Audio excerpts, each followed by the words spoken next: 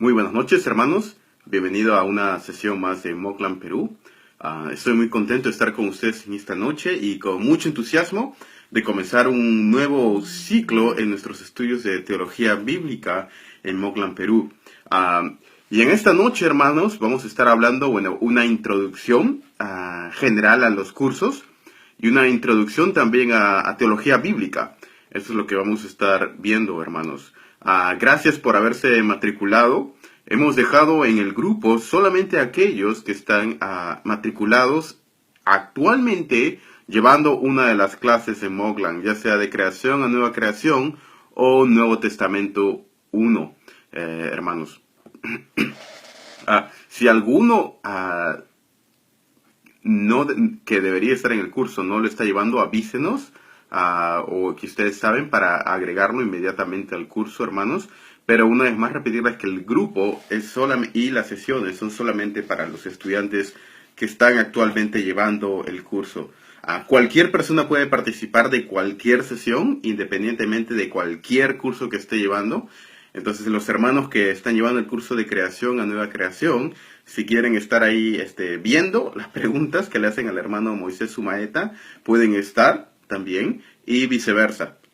Todos los cursos son abiertos a todos los cursos, pero obviamente las tareas, los exámenes finales, etcétera, es solamente para aquellos que están llevando el curso específico. Y en este ciclo estamos llevando 2 cursos en Moclan Perú.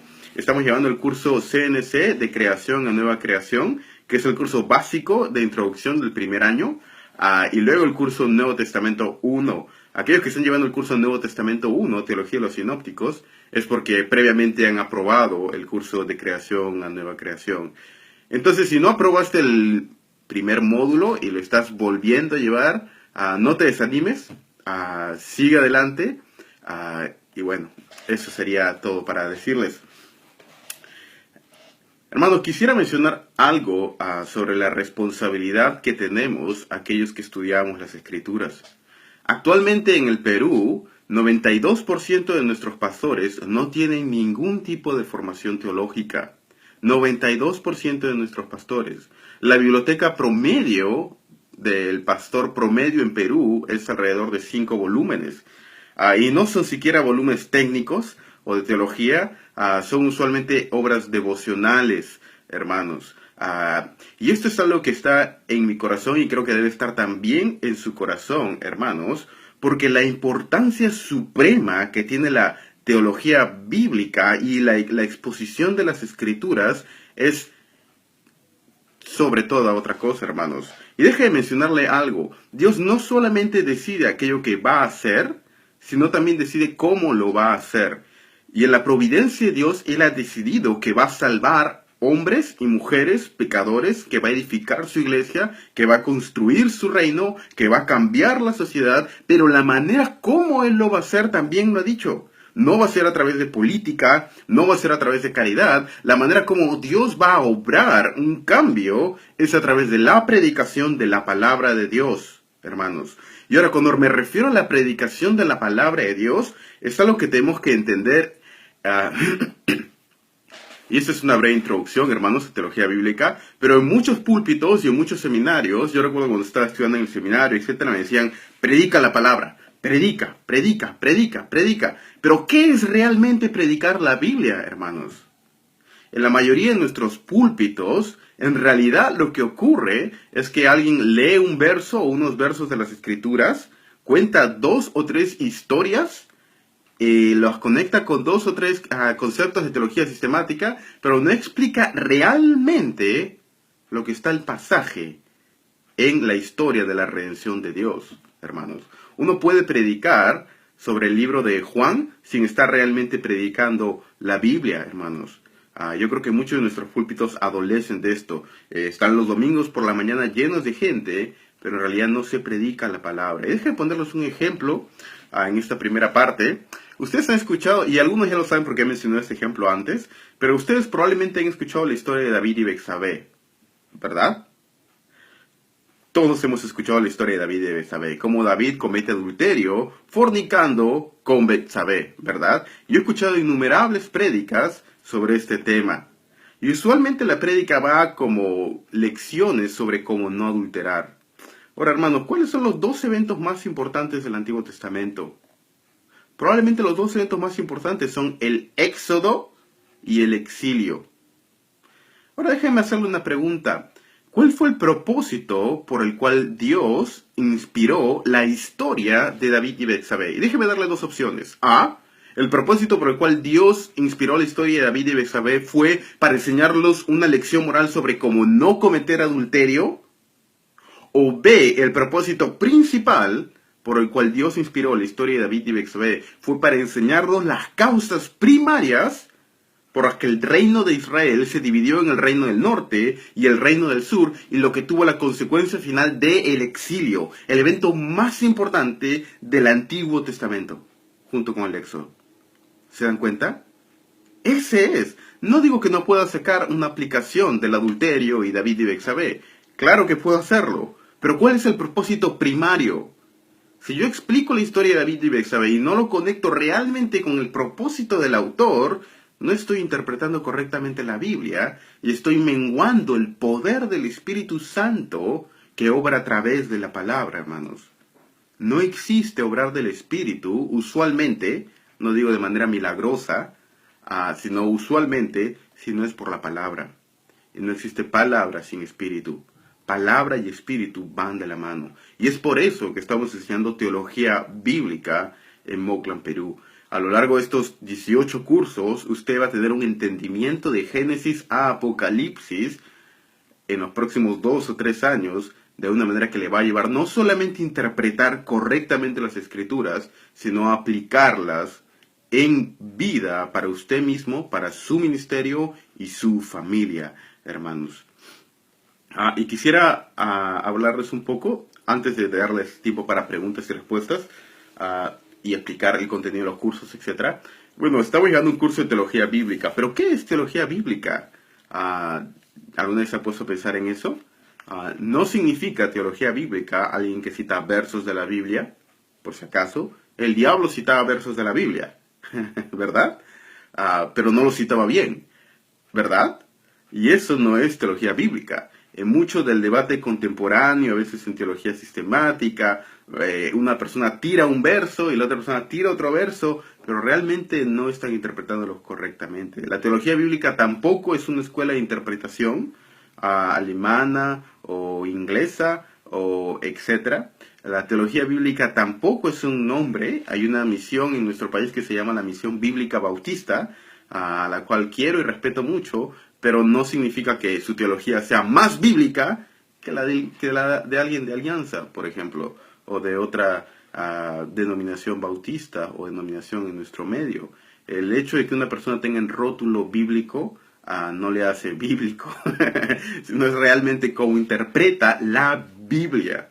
No solamente predicar la Biblia, sino predicarla correctamente es lo que nos convierte en predicadores bíblicos, hermanos. ¿Y qué es la teología bíblica? La teología bíblica estudia el desarrollo de la redención de Dios en la Biblia de manera histórica, progresiva, orgánica y cristocéntrica.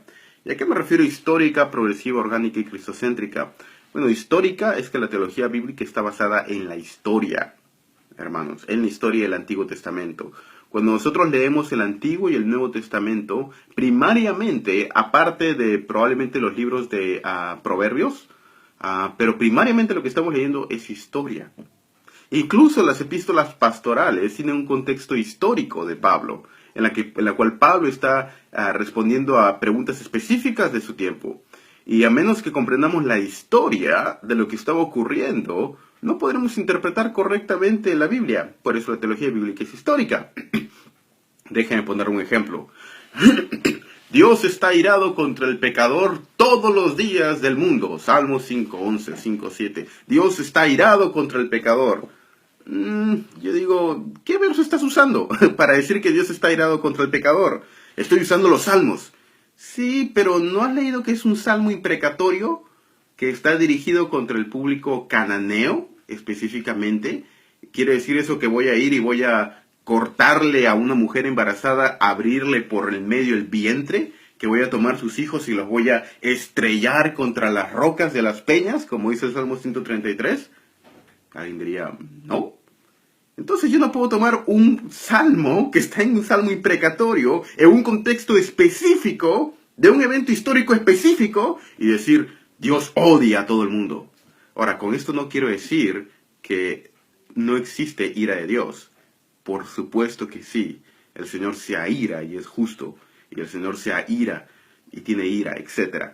Pero lo que me refiero es básicamente la salvajada que se hace en teología sistemática para sacar versos completamente fuera de contexto, hermanos. Y esto a veces por predicadores conocidos, hermanos. Y esto es algo que teología bíblica nos ayuda. La Biblia está enraizada en un contexto histórico y no puede despegarse de la misma. Espero que se entienda, hermanos. Dije también histórica, orgánica progresiva. Orgánica significa que hay una unidad básica en las escrituras. Hermanos, si quieren hacer una pregunta, háganla nomás, interrúmpame, Este es tiempo para hacer preguntas, no es un monólogo, sino es un diálogo. Entonces siéntanse libres de hacer preguntas que vayan relacionadas con el tema, obviamente. Pero dijimos que también es orgánica, y a lo que me refiero con orgánica es que la escritura básicamente guarda una unidad entre el Antiguo y el Nuevo Testamento, entre el Nuevo Pacto y el Antiguo Pacto. Si bien existe discontinuidad, también existe continuidad entre las mismas. Es decir, el Antiguo Testamento sería como un árbol de paltas, y el Nuevo Testamento también sería como un árbol de paltas, solo que el Antiguo Testamento sería como un árbol chiquito, un arbusto, y el Nuevo Testamento sería como el árbol completo. La diferencia entre el Antiguo Pacto y el Nuevo Pacto no es cualitativa en esencia, sino es cuantitativa en intensidad.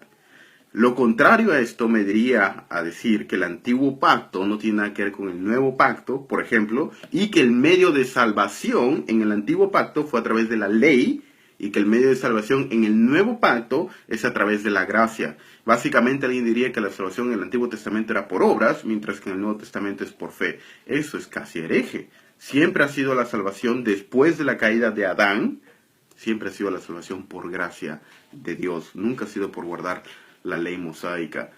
El ser salvos es lo que les capacita y nos capacita para guardar la ley.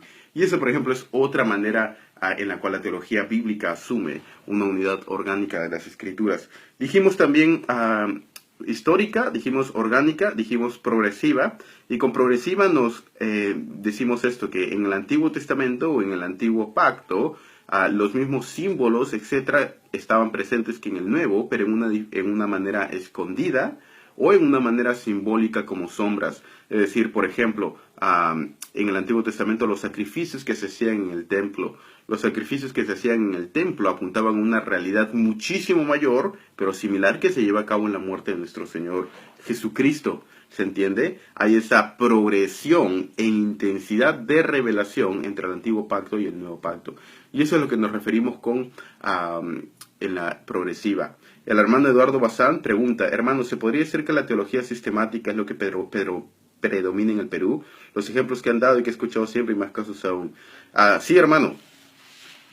Y, perdón, está que me duele el cuello. Mala postura, creo que he pasado mucho tiempo y tengo una tortícolis. Pero por eso me estoy haciendo así, por si acaso. No es que sea una seña o nada, es solamente dolor de cuello. Pero sí, hermano, cuando hablamos del campo de estudios teológicos, el campo de estudios teológicos se divide en 4 ramas. La teología histórica, la teología sistemática, la teología bíblica y la teología pastoral o ética. Siendo la teología histórica aquella que estudia la historia de la iglesia o el desarrollo de una doctrina, por ejemplo, la doctrina de la justificación, o estudia un periodo, por ejemplo, el periodo de la Reforma o posreforma, o estudia un teólogo específico, como por ejemplo Martín Lutero o Agustín de Hipona, y estudia todas las interacciones, causas, consecuencias, etc. Esa es mi rama, teología histórica. En otra rama usted tiene teología sistemática. La teología sistemática ve la Biblia como un producto final, como un todo. Es decir, a veces no presta suficiente atención a la parte histórica y el desarrollo progresivo de las escrituras, sino tomaría a veces un mal teólogo sistemático, no un buen teólogo sistemático. Un contexto, un pasaje de Levítico y tomarlo como un pasaje de Juan juntamente, ¿no? Y la teología sistemática estudia las escrituras por temas teológicos. Y esos temas teológicos, por ejemplo, son escatología, es un tema de teología sistemática. Soteriología es un tema de teología sistemática. Doctrina del hombre, antropología, es un tema de teología sistemática. Doctrina de Dios o doctrina de la Trinidad es un tema de teología sistemática.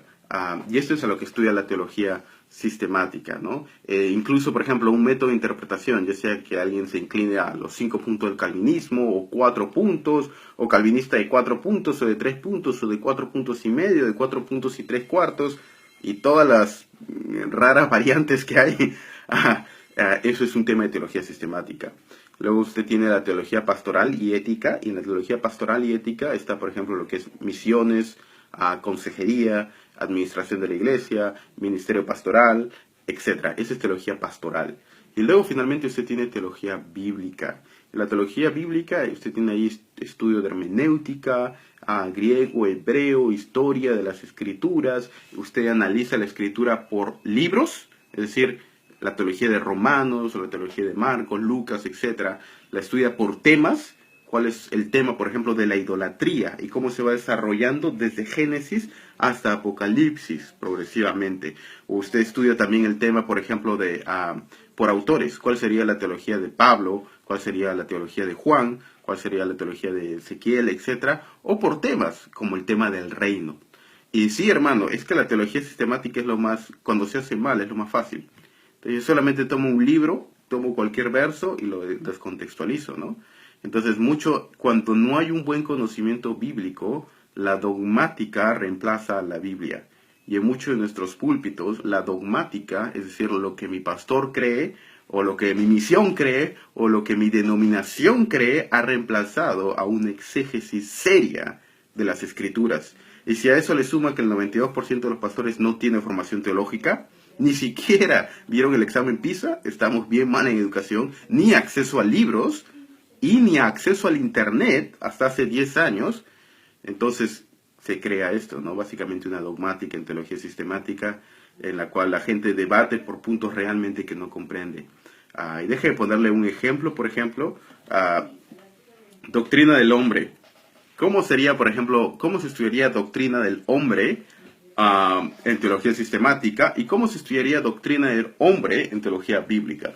En teología sistemática, doctrina del hombre se estudiaría usualmente comenzaríamos con el hombre creado a la imagen de Dios, hablaríamos de la total depravidad del hombre, hablaríamos del efecto del pecado en el hombre, hablaríamos, etc. Ese es un aproximamiento en teología sistemática. En teología bíblica, el aproximamiento a esta doctrina se daría a través de estudiarlo por periodos históricos. Es decir, ¿cuál sería, por ejemplo, cuando hablamos de la doctrina del hombre, el hombre antes de la caída? Y estudiaría cuál sería el hombre creado a la imagen de Dios, responsabilidades antes de la caída. Primera etapa histórica. Segunda etapa histórica, doctrina del hombre después de la caída, sin ser regenerado. Tercera etapa histórica, doctrina del hombre después de haber sido regenerado, pero todavía no glorificado. Y cuarta etapa, en la teología del hombre, el hombre en su etapa glorificada, que es la etapa final y más larga del hombre. ¿Se entiende, hermanos? Y es un aproximamiento de estudio muy diferente que me ayuda realmente a interpretar los versos muchísimo mejor. Pero también la teología bíblica requiere mucho más estudio. Es fácil, yo cuando me convertí, lo primero que leí fue la colección evangélica de Grau, y comencé en los primeros 3 meses, leí la teología sistemática de Schaffer, y ahí tenía 17 años. Y yo creía que sabía teología, ¿no? Pero ahora veo atrás lo que sabía a los 17 años y era nada. Sabía básicamente una dogmática, me habían memorizado lo que Schaffer decía. Y probablemente 20 años de ahora, mire, cuando tenía 30 años, iba a decir, wow, Daniel, a los 30 no sabías nada. Entonces, por eso lo digo con mucha humildad, hermanos. Y es por eso la necesidad de crecer en el estudio de la palabra de Dios, para que nuestros púlpitos estén ungidos con poder, hermanos. Pedro Ávila pregunta, buenas noches, hermano Daniel, ¿podemos decir que Jesucristo, Cristo, no entiendo, Jesucristo, Cristo, o hay un error ahí, o está algo ha estado leyendo James Dunn o N.T. Wright o alguien? Bueno, dice, buenas noches, hermano Daniel, ¿podemos decir que Jesucristo y los apóstoles eran teólogos bíblicos en esencia? Absolutamente sí. Absolutamente sí. Absolutamente sí, hermano. Y ellos interpretaban la Biblia. Y déjeme poner un ejemplo. Si usted va a Mateo capítulo 2,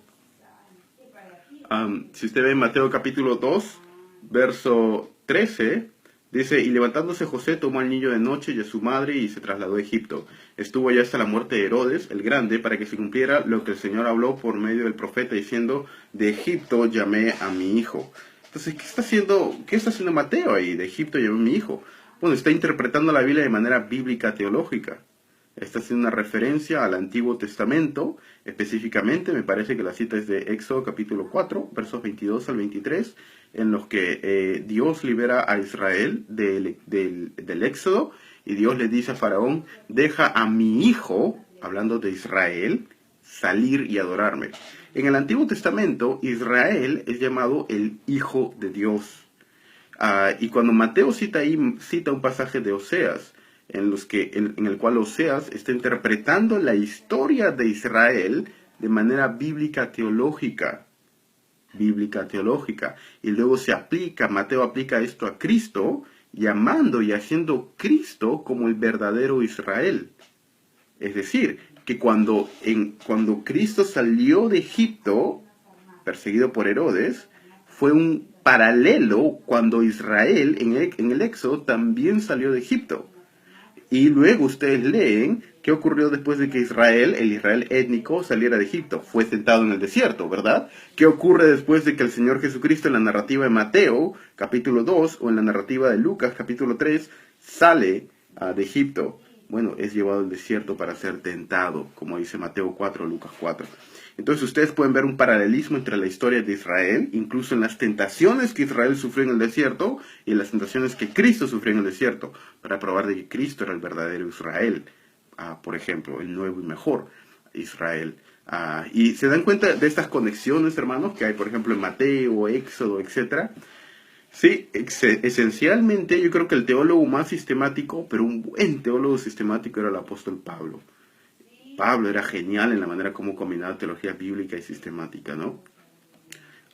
Increíble su habilidad, pero es básicamente la teología sistemática es una consecuencia de la teología bíblica. Si yo salto el proceso de teología bíblica, termino con una dogmática. Básicamente lo único que quiero hacer es defender mi posición y buscar cualquier verso de la Escritura, no importa cuán descabellado sea fuera de contexto, para apoyar mi posición. ¿Por qué? Porque es basada en lógica y en orgullo. Ahora, con esto no digo que la teología sistemática no sea útil. Soy teólogo sistemático, pero digo que muchas veces se lleva mal la teología sistemática. Y no existe, tanto como sé, una disciplina en el Perú que sea ortodoxa, es decir, que cree en la completa inerrancia, suficiencia de las Escrituras, y que enseñe teología bíblica. No estoy consciente de ningún seminario que enseñe esto en todo el Perú. Los CTB, Centros Teológicos Bautistas del Perú, tienen 2 cursos de teología bíblica que enseñan que yo los escribí. El caso de teología bíblica de los evangelios fue el que dicté ahí, pero no hay otro. Ahora, está el caso del Seminario Evangélico de Lima, donde sí tienen algunos cursos de teología bíblica, pero mayormente son basados en teología bíblica liberal, que básicamente la presuposición es que la Biblia no es completamente inerrada e inspirada, ¿no? Y esto no digo que el CEL sea liberal, el CEL es completamente conservador y ortodoxo. Digo que algunos de los materiales ahí asumen esta presuposición. Y esto se debe, hermanos, que no había material de teología bíblica traducido al español. No había. Recién se está traduciendo. Y el problema era que las editoriales y las misiones lo que hacían era, uno, traducir teología sistemática, porque querían enseñarle un sistema dogmático en Latinoamérica. Y dos, lo que traducían las editoriales evangélicas eran obras devocionales. Eran obras devocionales, eran obras prácticas, que no digo que sean malas, pero en sí mismo no hay profundidad.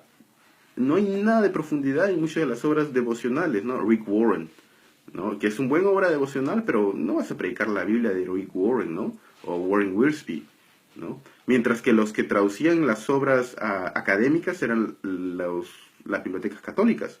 Las editoriales católicas como Verbo Divino o Sígueme traducían libros académicos pero lamentablemente lo que traducían no era doctrina, en muchos casos, la más ortodoxa, ¿no? Recientemente yo creo que en los últimos 5 años hay un avivamiento de buena teología sólida en español y se está traduciendo buenas obras de teología bíblica, suficiente como para ya tener una facultad de teología bíblica en habla hispana.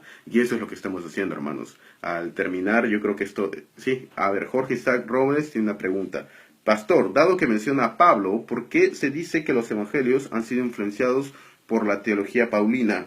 De ser así, ¿cuál es el grado de influencia? Bueno, parece que has estado leyendo a James Dunn o N.T. Wright o alguno de esos. Absolutamente, y la razón es esta, Isaac. Mi conexión dice que mi conexión está débil. Espero que regrese en un momento. La razón es esta. Si tú ves en el orden en teología sistemática, por ejemplo, a veces no toma muy en cuenta cuándo fue escrito Romanos o Hechos, etc. Pero teología bíblica toma muy en cuenta la parte histórica, ¿verdad? Y es de suma importancia la parte histórica. ¿Cuál se compuso primero? ¿Cuál se escribió primero? ¿Las cartas paulinas o los evangelios?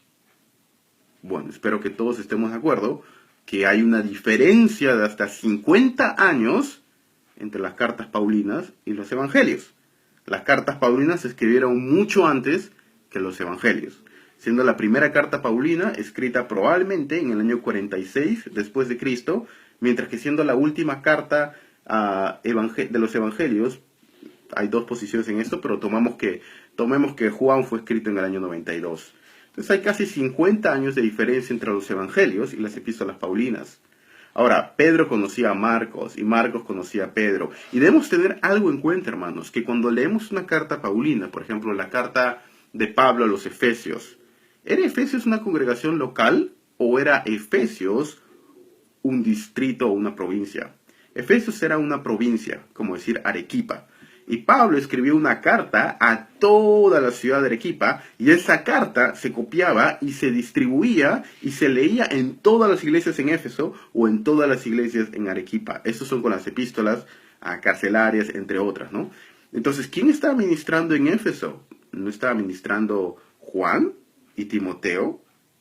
Entonces, es 100% probable, hermanos. Las cartas paulinas estaban en circulación en todo el antiguo mundo.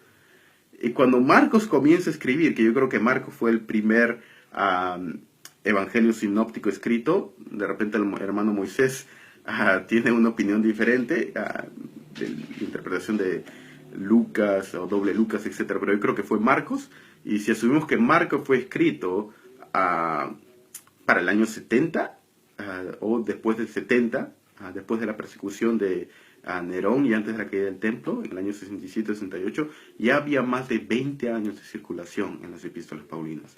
Y es por eso, hermanos, que los evangelios, en un sentido, fueron influenciados por Pablo. Y cómo uno se da cuenta, y respondiendo a tu segunda pregunta, de ser así, ¿cuál es el grado de influencia? Hay diferentes respuestas para esto, hermano, depende de cuál sea tu presuposición. Un liberal diría básicamente que Pablo se inventó todo, que Pablo se inventó la teología del Nuevo Testamento, etcétera, la teología cristiana. Y por ejemplo, autores, se me fue de la mente, ahorita lo busco para darles la cita mejor exacta. Ahorita viene a mi mente una controversia sobre este punto en Westminster Theological... Peter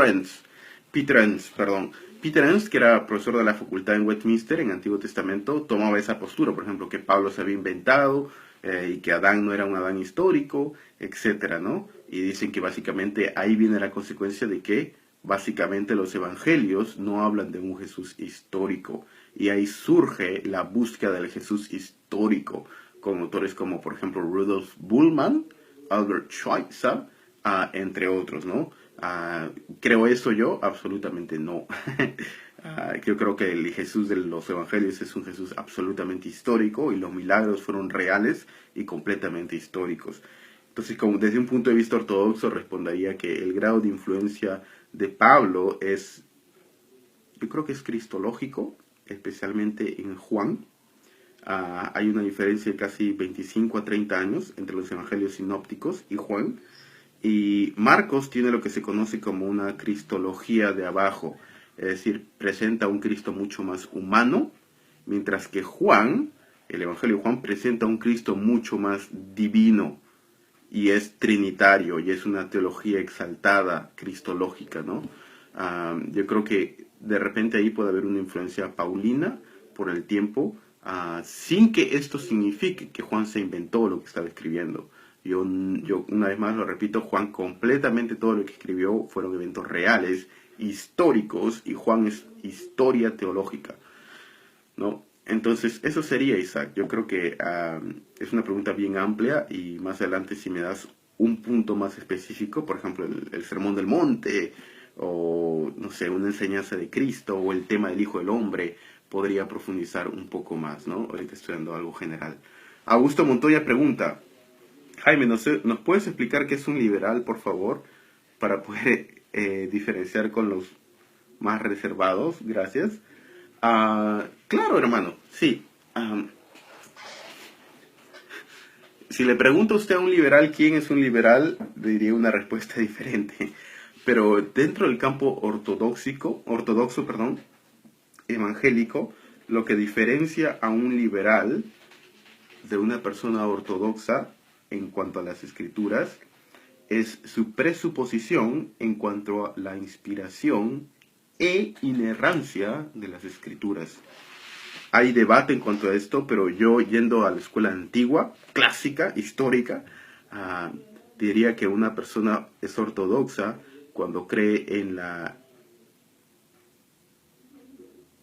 Okay. Que ahorita te respondo tu pregunta, Brian. Una persona ortodoxa cree en la inerrancia y en la inspiración de las escrituras. Es decir, que la Biblia es inspirada por Dios y que no contiene ningún error en sí misma. Toda la escritura es inspirada por Dios. Y si hay alguna aparente contradicción en la Biblia, no es que Juan se haya equivocado u otro se haya equivocado, sino es mi propia responsabilidad ver por qué es que es esa aparente contradicción. Un teólogo liberal iría a la Biblia. Ahora, entre los liberales hay dos tipos. Hay los extremos, que consideran que la Biblia es cualquier otro libro. La Biblia no es ni inspirada por Dios, ni inerrante, no es ni un libro divino. Y ellos son los que dirían que, María, la madre de Jesús, tuvo relaciones sexuales, y que Jesús fue un judío común y corriente, y que todos se inventaron, etc. Esa sería una escuela de interpretación liberal, ¿no? Eso está más de moda antes del descubrimiento de los rollos de Qumran, a 1948, básicamente, y el surgimiento de la escuela liberal surge en 1787 en la Universidad de Altdorf con un teólogo que se llamaba J.P. Gabler. Entonces son casi 150 años en Alemania que hubo esa corriente, ¿no? Ahora, hay otros liberales que consideran que la Biblia es inspirada, pero no inerrante. Es decir, la Biblia es la palabra de Dios, pero contiene errores. Y esa es la básica diferencia, ¿no? Una persona liberal cree que la Biblia tiene errores, que Pablo se equivocó en algo, etc. Pueden ser que en teología sistemática sean similares, pero en cuanto a sus presuposiciones bíblicas teológicas son diferentes. Y eso es lo que convierte a una persona ortodoxa en ortodoxa. Liberal no tiene nada que ver con el comportamiento de una persona. Si una persona toma, fuma, se va a fiestas, eso no significa liberal. Eso significa, que no es salva o pecadora o antinomianista, qué sé yo. Pero liberal es relacionada a la presuposición que una persona tenga en cuanto a la inerrancia e inspiración de las escrituras, tal como se define en el siglo XIX y actualmente en la Confesión de Fe de Chicago, que la pueden chequear, hermanos. Sí, ahora, hermanos, voy a explicar. Brian Moreira pregunta, Daniel, ¿podrías dar un resumen de lo que debemos hacer los alumnos nuevos en cuanto a métodos de estudio y tareas? Ojalá haya varios nuevos. Hay varios nuevos, hermanos. Y eso es lo que quiero explicar ahora, en los siguientes 20 minutos, a hablar un poco de los dos cursos y ver brevemente la bibliografía. Pero tenemos dos cursos. De creación a nueva creación y Nuevo Testamento 1, teología de los sinópticos, ¿no? En el curso, hermanos, de creación a nueva creación y en teología de los sinópticos, a ustedes se les ha enviado un link con una carpeta en Dropbox, ¿verdad? En esa carpeta en Dropbox, ahorita estoy viendo la de creación a nueva creación, ustedes tienen 7 carpetas ahí. En la primera carpeta dice inscripción, y en esa inscripción está en la primera parte el método de evaluación. Entonces ustedes tienen que leer eso para familiarizarse con el método de evaluación. El método de evaluación es básicamente un examen final y también un ensayo que ustedes tienen que escribir. Cualquier curso siempre tienen que dar un examen final y un ensayo. Entonces, y eso, el ensayo tiene que presentarse antes de dar el examen final, hermanos. Y el examen máximo tiene una duración de 3 páginas. Entonces, ahí ustedes leen ese archivo. En el segundo archivo, en la carpeta 1 de inscripción, tiene ustedes lo que se conoce como el libro de trabajo. En el libro de trabajo son preguntas que usted le tipo balotario de cada sesión. Y la próxima semana comenzamos la sesión 1, que le va a ayudar a comprender mejor los temas de cada sesión. Le va a ayudar con la tarea, porque la tarea está mucho basada en las preguntas y también en el examen final. Si usted responde sin problemas las preguntas del balotario, no va a tener problemas en el examen final. Si usted se confía, lo siento, va a jalar. Y no espere, hermano, un examen final tan sencillo, etc. Daniel Maxi menciona, hermanos, en CNC hay 15 alumnos y en NT son 14 alumnos. Hasta ahora quienes han remitido el voucher de pago y la inscripción en la página de Mockland. Ahí está. Y luego en la parte 1, inscripción dice de creación a nueva creación. Ahí ustedes tienen su material. Ese es la base de la clase. Eso es lo que la próxima semana vamos a comenzar a enseñar, ¿no? De creación a nueva creación vamos a comenzar a enseñar. La próxima semana tenemos la sesión 1, el libro de los libros. La semana que sigue la sesión 2, etc. Y eso lo pueden ver en la carpeta 2, donde dice sumilla del curso. En la sumilla del curso, Brian, ahí es donde se detalla todo, ¿no? El profesor, el secretario, los horarios de las sesiones, el objetivo del curso, el contenido del curso, las fechas. Por ejemplo, estoy leyendo ahorita la sumilla, dice contenido del curso. En la página 2 de creación a nueva creación dice semana 1, 9 de diciembre, orientación. Entonces, esto es orientación. La próxima semana ustedes ya tienen el libro de los libros, la sesión 1, etc. La metodología de enseñanza está ahí, las clases son completamente virtuales. Hay un link en el cual ustedes deben ver, y todavía no he subido el video de la primera clase, pero lo voy a hacer en este fin de semana. Ustedes deben ver durante este fin de semana, antes de la sesión de preguntas y respuestas, el video con la clase. Después de ustedes ver el video con la clase, hay una lectura que ustedes tienen que hacer, ya sea que estén en creación o nueva creación o Nuevo Testamento 1, y esa lectura también se especifica en su sumilla, hermanos. Más adelante, si usted ve, Brian, si ves la página 5 y 6 en tu sumilla, 5 y 6, ahí dice cronograma de lectura. Entonces, ahí está lo que tienes que leer para cada semana. Entonces, de esta semana en adelante, tienes que leer el libro Gran Panorama Divino, de la página 9 al 34, el libro de Bruce, que está en la lectura adicional. Ok, perdón, regresó el internet, creo que se fue por un momento, disculpen, hermanos. Y luego ahí está la lectura que tienen que realizar cada semana, ¿no?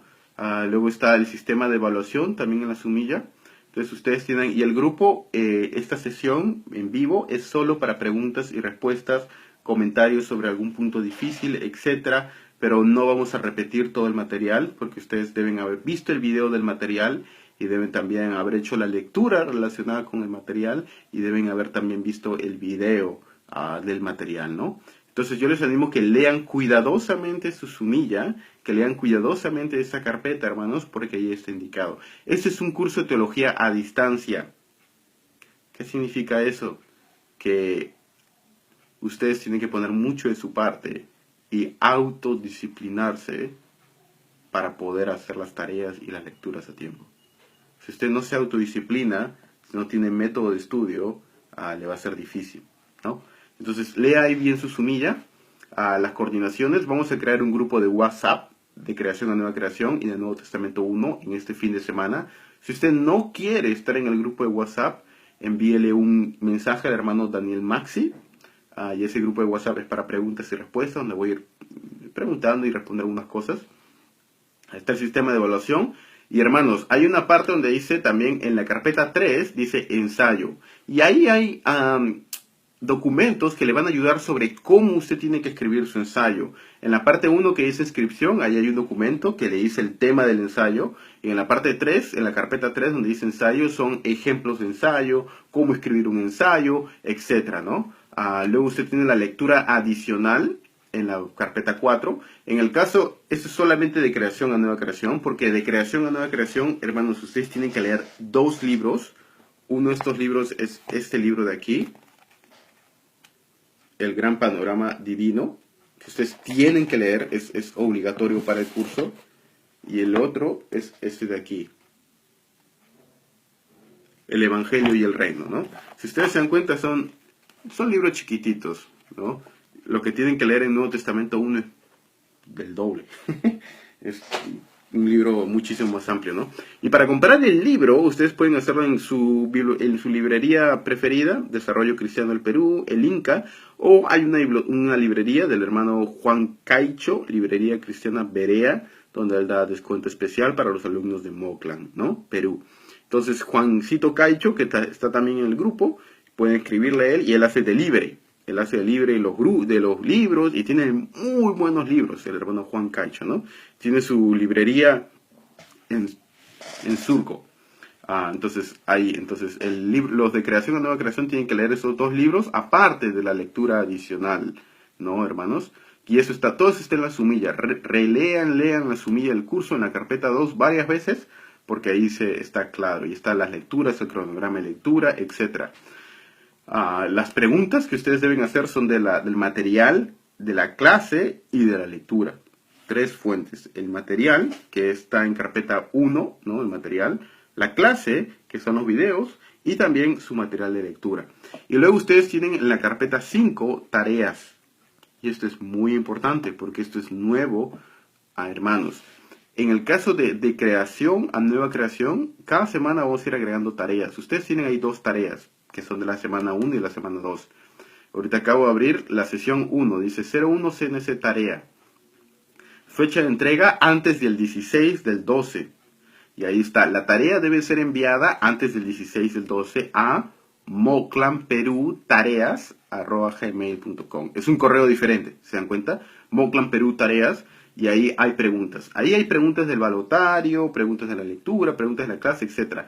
Y usted tiene que elegir de todas esas 16 preguntas, solo 6 preguntas. 6 preguntas. Y responder cada una en no más de 250 palabras y en un total de no más de 1500 palabras por tarea. Entonces, para la sesión 1, que es el próximo viernes, usted tiene que responder ahí preguntas. ¿Cuál es el propósito supremo de la Biblia? ¿Cómo afecta nuestra forma de hacer la iglesia considerar que la salvación es mucho más que el perdón de pecados?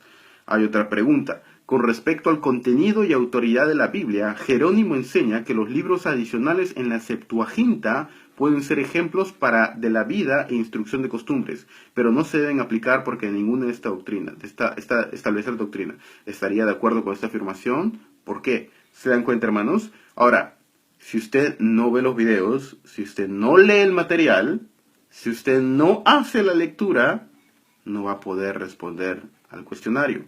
Hermanos, no floreen, por favor. Cuando presenten su tarea, yo me voy a dar cuenta si han hecho la lectura. Y me voy a dar cuenta también si están floreando, ¿no? Si están, Yo he hecho eso en la universidad, ¿no? He estudiado en varios lugares y había pastores, ¿no? Que escribían así a veces, ¿no? Entonces, hermanos, lean y no digan así por decir, ¿no? Hagan verdaderamente la lectura y eso, ahí, una vez que hagan la lectura, eso les va a ayudar, ¿no? Para responder las preguntas. Y tienen ahí la fecha de envío y el correo. Para los que están llevando el curso Nuevo Testamento 1, sinóptico, su tarea es diferente. Ahí en la carpeta 4, ustedes tienen ahí la lectura, hermanos, tienen libros y tienen la lectura para cada semana que tienen que leer. Y el hermano Moisés va a estar discutiendo bastante el material de Moclan. Pero hoy día hablé con él y está también bastante a la expectativa de estar con nosotros. Pero él también está bien interesado en discutir la lectura, ¿no? Entonces yo le estoy diciendo que los alumnos de Moclan son capaces. Y le van a hacer preguntas difíciles. Entonces, hagan su lectura, hermanos. No me hagan pasar roche. Si no, ¿qué van a preguntar en el tiempo de preguntas y respuestas, ¿no? Entonces, los que están en el Nuevo Testamento 1, ahí tienen sus tareas, ¿no? Unidad 1 dice tarea. Y es diferente su tarea. En este caso es simplemente la lectura. También tienen que enviarlo a Moclan Perú Tareas, etcétera. Pero aquí tienen que hacer solamente marcar que han leído el libro recomendado, hacer un breve bosquejo, un breve resumen, una síntesis, ¿no? Ahí está, no quiero que me escriban 3 páginas o 4 de resumen, una breve síntesis. Y en la página 3 dice evaluación crítica. Elabore su opinión de lo que dice el autor. Es claro, preciso, es antibíblico, muy técnico, bíblico, errado, muy simple, muy profundo, etc.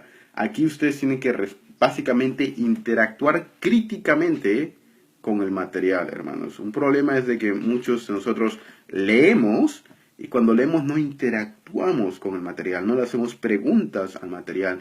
Y hacerle preguntas al material, interactuar con el material es básico para una comprensión.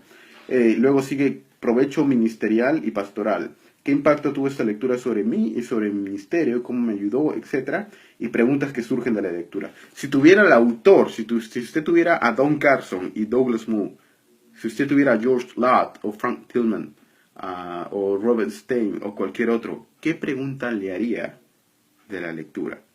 Ahí escríbala, ¿no?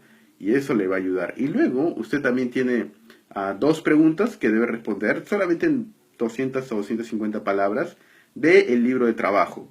Y eso es también para asegurarme, libre, cualquier pregunta que ustedes elijan, ¿no? Para asegurarnos que ustedes revisen el libro de trabajo. Algo que nos dimos cuenta, hermanos, en la clase pasada, bueno, 2 cosas. 1, que los hermanos a veces no hacían la lectura. 2, que los hermanos dejaban las preguntas del libro de trabajo todo para una semana antes del examen final. No hagan eso, vayan estudiándolo cada semana, hermanos. Y 3, que a veces no había una interacción adecuada y una conexión entre la lectura adicional y el material de lectura y las clases, ¿no? Entonces, yo creo que eso está claro. Cualquier pregunta la pueden hacer, hermanos, y eso es bueno de los cursos, ¿no? ¿Habría alguna pregunta, hermanos? Si Daniel Maxi menciona, las tareas deben enviarse a moclanperutareas@gmail.com. No es, ya es Moclan Perú Tareas, ¿no? Para hacer revisar segunda tarea independiente, hermanos. El día de mañana, hoy día más tarde, mañana en la mañana, vamos a poner la fecha. Hermanos, los que están en Nuevo Testamento 1, vamos a depender bastante del hermano Moisés cada semana, bueno, cuando él tenga tiempo, ¿no? Entonces él me ha dicho que tiene tiempo martes o jueves de la próxima semana. Entonces mañana voy a hacer la encuestita, ¿no? De martes o jueves con la hora, etcétera, para que él esté con nosotros, hermanos. Y hagan su lectura, etcétera, ¿no? Hermanos, ¿habría alguna pregunta hasta aquí, hermanos, del curso? ¿Está claro, Brian? ¿Podría ayudarte en algo más, hermano? ¿Está claro, hermano? ¿Habría alguna pregunta que tuvieras del curso? Lo que tienes que hacer en esta semana es, bueno, ver los videos que mañana se van a subir, hacer la lectura del material, ¿no? Y hacer la lectura de los libros y material adicional, ¿no? Entonces, este fin de semana pueden aprovechar para comprar su libro, hermanos, cuanto antes, para que lo tengan, porque ya tienen que comenzar a leerlo, ¿no? ¿Habría alguna pregunta? Isaac menciona, pastor, dado que la influencia de Pablo fue en Cristología, bueno, en diferentes temas, yo creo que no solamente en Cristología, yo creo que en cuanto a la parte de los evangelios, yo creo que la teología paulina es primariamente neumatológica y escatológica. Es decir, Pablo es un teólogo del Espíritu Santo y de escatología, primariamente. Y yo creo que cuando se combina escatología y neumatología, necesariamente vamos con cristología, porque da de la mano. Por eso el libro del Evangelio de Juan es el que tiene la neumatología más avanzada probablemente de los sinópticos. Pero bueno, eso es Pablo en la influencia de los sinópticos, no Pablo en sí mismo. Se podría postular que este es el punto por el cual pretende separar el cristianismo del judaísmo y aperturar a la evangelización de los gentiles. No entiendo bien tu pregunta, hermano. Se podría postular que ese es el punto por el cual pretende separar. Yo creo que Pablo no tenía la intención de separar el cristianismo del judaísmo. Yo creo que humildemente me parece que la pregunta asume una presuposición Cuando tenemos una presuposición errada, nos lleva a una pregunta errada. Una presuposición correcta nos lleva a una pregunta correcta. Es como que yo le pregunte a alguien, hermano, ¿cuándo fue la última vez que maltrataste a tu esposa? Cualquier cosa que responda es como que autoincriminatoria. O si yo le pregunto, hermano, ¿ya dejaste de pegarle a tu esposa? ¿Sí o no? Ya sea que responda sí o no, es una tautología. Si es verdadero, tiene que ser falso. Es una negación en sí misma. Si responde sí o no, está hecho, ¿no? Es como decir, no puedo decir la verdad. ¿Es eso verdad? Para que sea verdad, tiene que ser falso y viceversa, ¿no? Entonces yo creo, me parece, la presuposición ahí es de que Pablo quería separar el cristianismo del judaísmo y aperturar la evangelización de los gentiles. Yo creo que si vemos la historia, y me quedan voy a tratar de responderlo en 2 minutos, Isaac, porque es una pregunta bien amplia, hermano. Si ves los 6, el libro de Hechos tiene el propósito de narrar la historia de la redención en el nuevo pacto. Y el libro de Hechos tiene 6 capítulos o divisiones diferentes, siendo un capítulo primario en el cual llega el evangelio a los samaritanos a través de Pedro, que es el reino del sur, el capítulo 8, ¿no? Y 9 y 10, cuando Saulo, etc. Otro capítulo, el 10, y ahí el 13, el capítulo 13 de Hechos, es cuando Pablo comienza su primer viaje misionero, porque había persecución. Si ustedes leen el capítulo 12 del libro de Hechos, el capítulo 12 del libro de Hechos, a Herodes estaba persiguiendo a la iglesia en Jerusalén, ¿verdad? En el año 44 después de Cristo, y ahí en el año 45 después de Cristo, Hechos capítulo 13, es cuando Pablo comienza su primer viaje misionero.